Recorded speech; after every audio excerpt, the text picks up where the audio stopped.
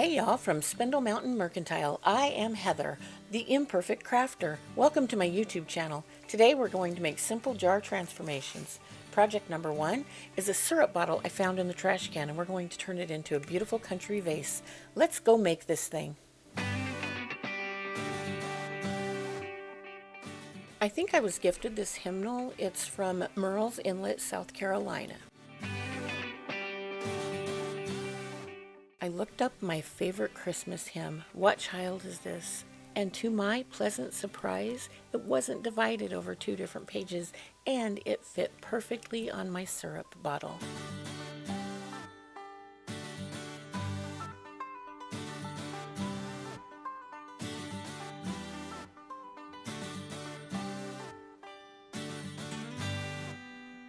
Here's where we talk about the elephant in the room. You know the one. He says, "Help, Heather's ruining this perfect book." Y'all, look at this book. It is wet, it is bent, it is not perfect. In fact, it was on its way to the dump.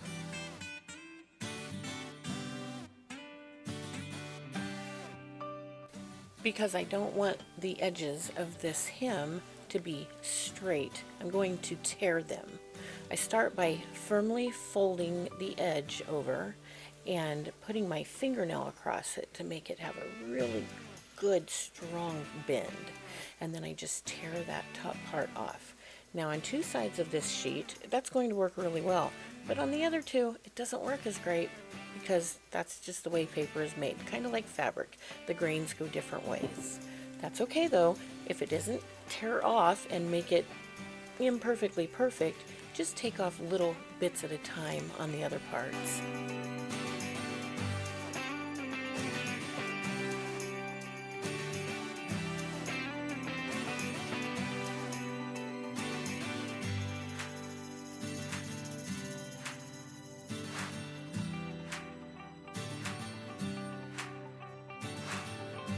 I want to make sure it fits exactly on the bottle without losing any of the complete music lines. And something super fun happened when I did this, but I didn't even know it until later on. I will make sure to point it out when I finally figured that out.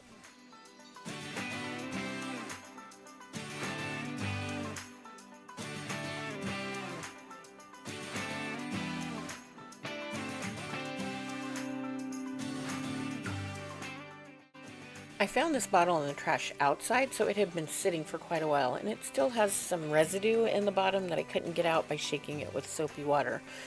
So I took one of my strips of drop cloth and added some hand sanitizer to it, and then I took a curtain rod and wrapped the drop cloth around it, and that actually got the bottle really clean.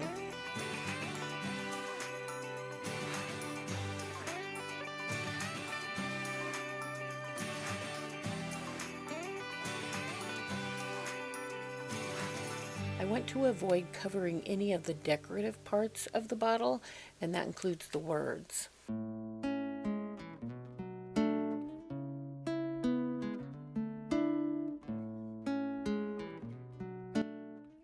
My absolute favorite decoupage medium is Debbie's Design Diary Liquid Patina. This stuff is fabulous. In the description, I will add a link to Debbie's Design Diary webpage. If you decide to buy anything from her, would you mind using my code? I will get a small compensation from Debbie, and it won't change your price. Right here in the filming is where I finally discovered the other pleasant surprise with this page of hymnal. One of my other favorite Christmas hymns, It Came Upon a Midnight Clear, was on the other side of the same page.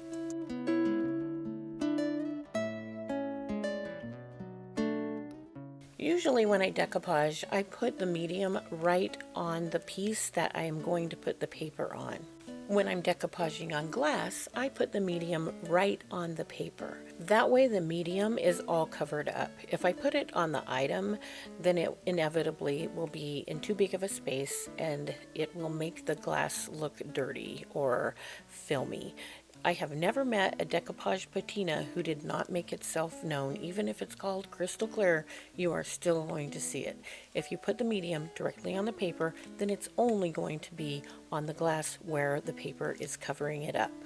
Once I have the song exactly where I want it, I go ahead and start adding liquid patina to the top of it. I'm using a brush with a pointed tip so that I only go to the edge. And if I do happen to go over the edge, I just rub that part off with my finger. I will do this 2 times so it has 2 good coats, and that's all I do to seal it.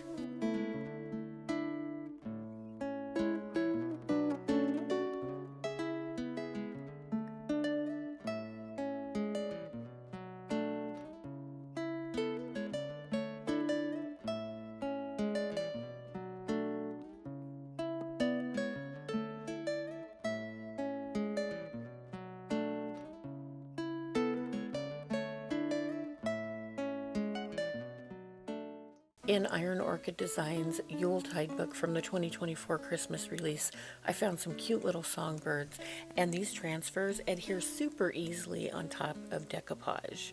One of the things I love most about my subscribers is how much grace they are willing to give me. And I'm going to ask for some of that grace now because I lost the rest of the footage for this vase.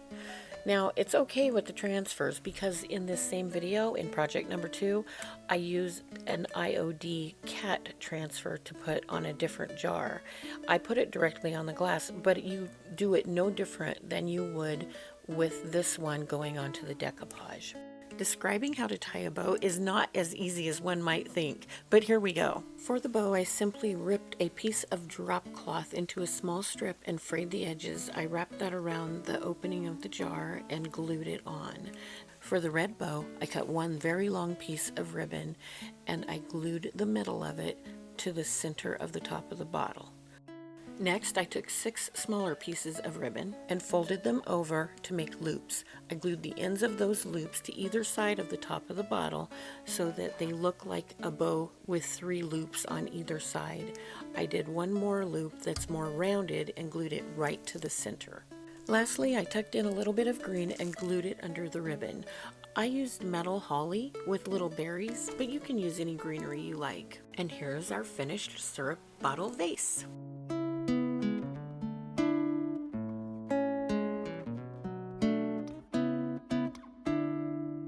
I am so pleased with how this turned out. And it would be very easy to make the same thing without a Christmas theme, so you could use it all year long. And the bonus part that I didn't think of when I started, you know, the back being pretty, makes it so that you can display this almost anywhere in your home. You can put it on a coffee table or an island or on a tiered tray. No matter where you display this cute little vase, it's beautiful from every viewpoint.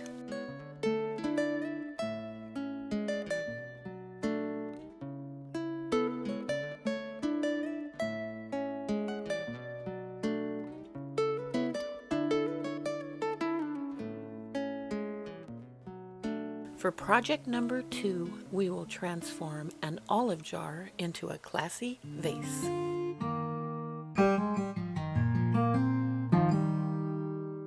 I chose this kitty portrait from IOD's 2024 Christmas book called Crimson Velvet. Because it's a portrait, I thought it would look really neat with a frame around it, so I didn't want something that was really big on this jar. First, I cut the transfer out from the book and I laid it on the jar exactly where I wanted it. Then I rubbed my hand over the whole thing just to get it so it won't slide. Next, I used the plastic applicator tool that comes in the package to rub the whole thing, and then we start actually transferring. I lift one corner of the carrier sheet as I rub right where it creases and pulls away from the transfer. Continue doing that for the entire transfer, and if any of it comes up with the carrier sheet, simply lay that back down and rub over the part that didn't adhere. Pull the sheet back up and it should have stuck. You might have to try that several times, but usually the second time does it.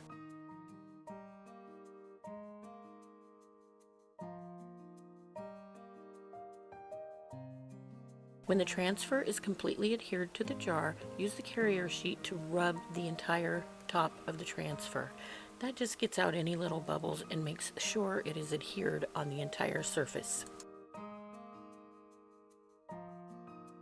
I'm using IOD's Trimmings 3 mold to make a frame to go around the kitty portrait. I'm using the thin design because I don't want it to overpower the picture of the kitty.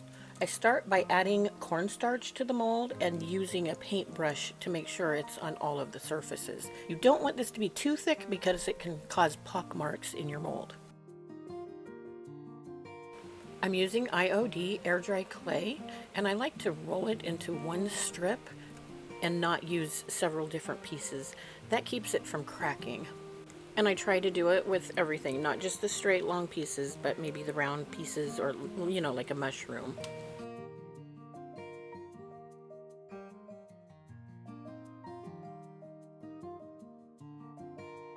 One of the reasons I believe IOD molds are the best is because they have this little patented ridge around their molds, so that when you wipe, like right there, you go along the ridge and it takes off, it like makes a cut, a clean cut, so that all of the little bits and pieces that kind of just hover around are no longer there.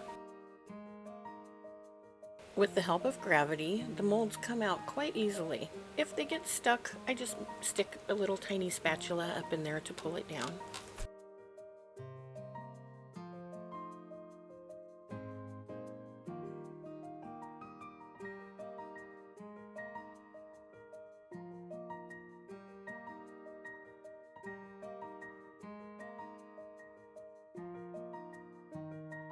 Especially when I'm working with a surface that isn't flat, I like to attach my molds right after I take them out.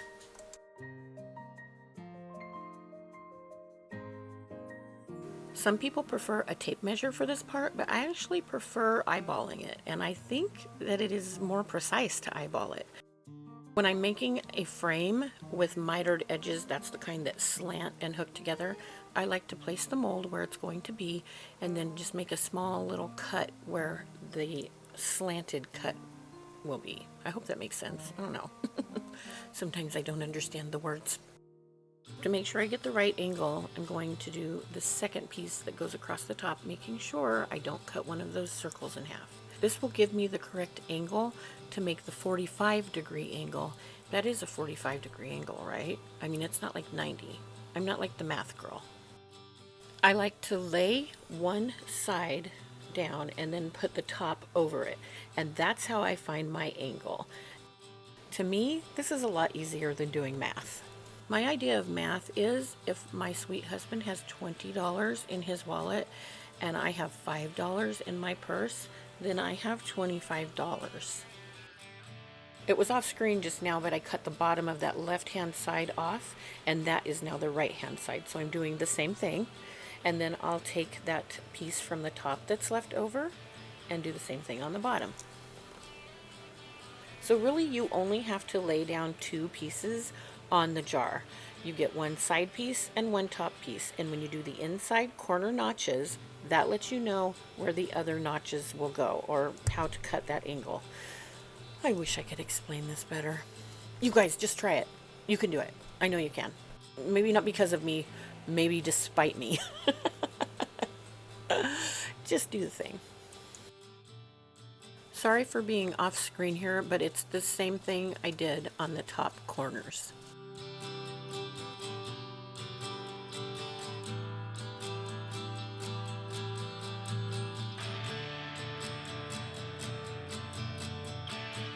To attach the molds to the glass, I like to use Titebond Quick and Thick glue. I buy this on Amazon. In the description, I will add a link to that. And if you buy anything from Amazon by using one of my links, they will give me a small compensation and they won't raise your price. I put the glue on the mold because it makes less of a mess than putting it on the item which I am placing the mold. The way I most often do this part is by putting a long bead of glue on the item, and then if it's a smaller piece of molding, I'll use my fingers, but if it's a big mold, I'll use a paintbrush. And I spread out the glue to the edges, and I want to make sure it's not so thick that when I push it down, it just comes smushing out. A little coming out is okay. We just don't want to mess, because those messes are not very easy to clean up without messing up other stuff.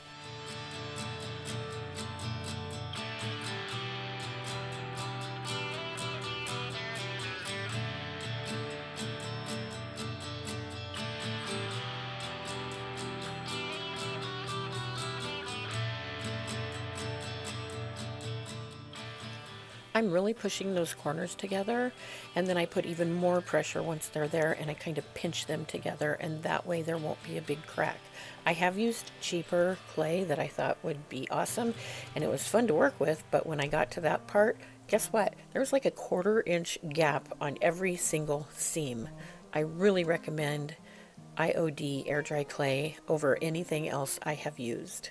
I do sell it in my shop, but I don't ship. So if you would like to find a stockist near you or someone who does ship, go ahead and look in the description and I will give you a link to IOD's webpage.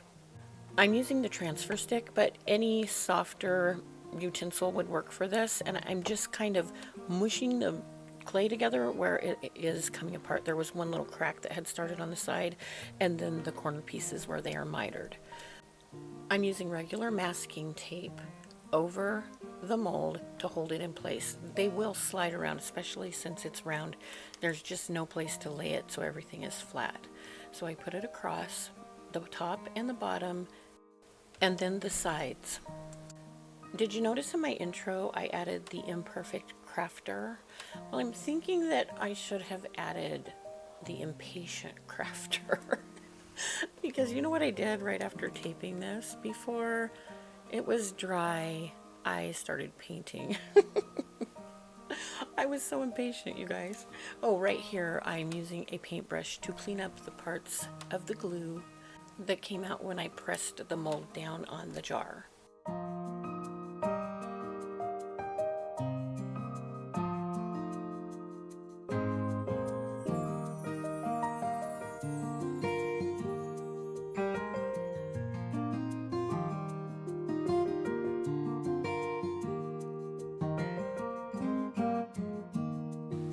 Now that I've cleaned up everything, I'm going to start painting.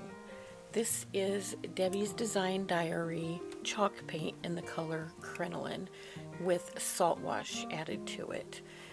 And y'all, did you notice at the beginning of this video, in my intro, I added the words, the imperfect crafter?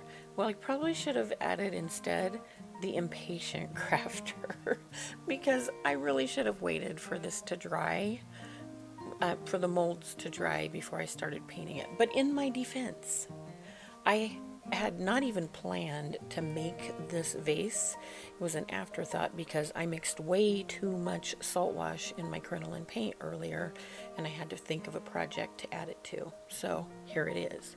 Now I'm only adding this by dabbing it, and I'm only putting it on the glass surface. I'm not putting it on the molds. When I do the molds, I want them to stand out, and the Iron Orchid design molds are just so, I don't know, they're vibrant. They have all these little nooks and crannies and crevices that just kind of pop, and I don't want any salt wash in there to take away from that.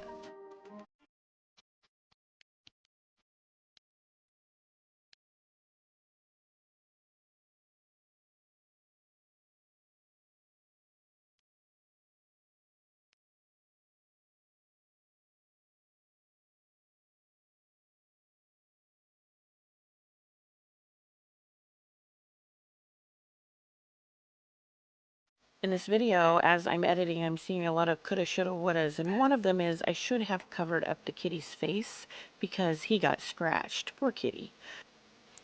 So I'm using a little bit of different colors of paint to just touch him up, and I just dab it on there. I am no artist. I just dab it on and then use my finger to kind of press it down, and that was all the blending it needed.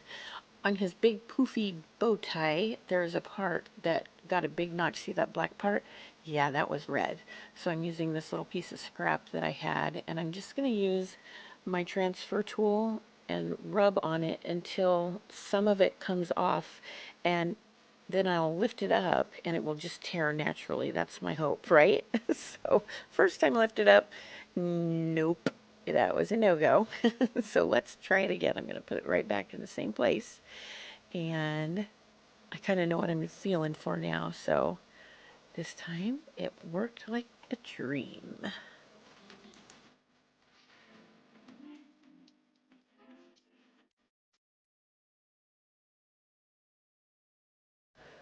I'm using Debbie's Design Diary chalk paint in Carnival to paint the frame.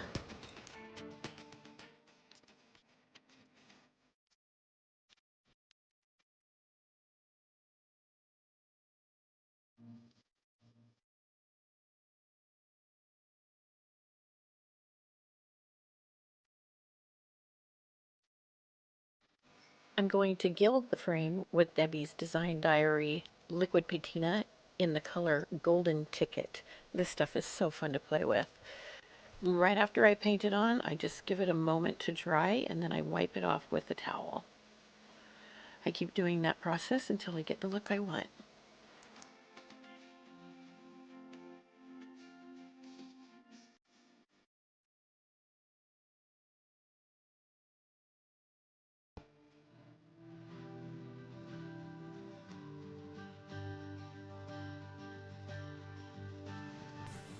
This vase really needed some height, so I'm adding a brass candlestick. I found a real short one and it is absolutely perfect. It's just the same diameter as the jar and it's going to be perfect. So I use Gorilla 2-part epoxy. When you squirt it out, you want to make sure that the two streams don't mix together, and when you wipe it off, you pull it back straight away from where you're pouring, and that way it won't get mixed. And the lid has a little notch so you can't put it in the wrong side. If these two things mix, you will never be able to use it again. I use the end of a brush because I always have a brush that I have ruined. And you mix it up. This is in fast motion, but you mix it up until it turns white. And then you put it on your object. Now I just end up turning this over and wiping it or swirling it in that just to get, all of it, to get as much on there as I could. And when I attach it to the bottom of the jar, I will leave it for several hours, and I also put a paint can on top of the jar. That just weighs it down to make sure that it gets a really good stick. I buy my Gorilla Glue epoxy on Amazon, and I will give you a link for that in the description.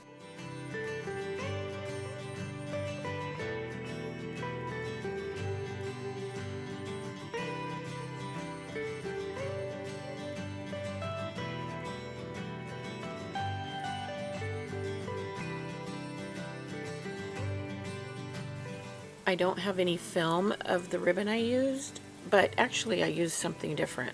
I ripped off a thin strip of drop cloth and frayed it, and then I glued it onto the vase. I then wrapped some just like hemp twine around it and a string of pearls. Well, they're fake pearls, but you know. I thought that looked pretty cute. I did tie a bow with the drop cloth, and that's it. That's what he looks like. Isn't that just as cute as it can be? And this was an afterthought. I didn't plan this.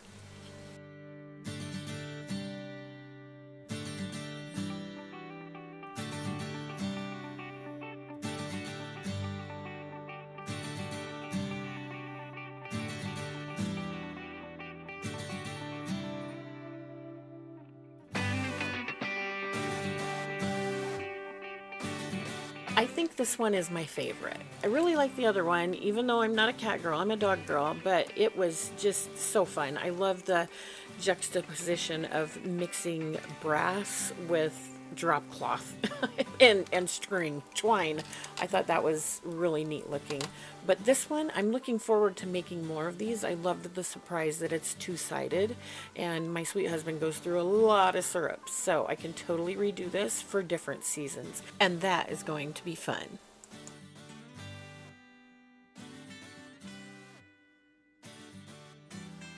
If you guys would share in the comments which one you liked best, that would be so awesome. And I want you to know, when I ask you guys to share or to like or to comment and subscribe, I'm not trying to be selfish in, just getting people to like me. It actually helps my channel grow, and I can do more if that happens. I can reach more people, and I can help more women who feel like they can't do something go out there and do it. Because if I can do it, you can do it. You can, I promise you. I hope you guys have a wonderful weekend, and until you see me the next time, I hope you are blessed. Bye.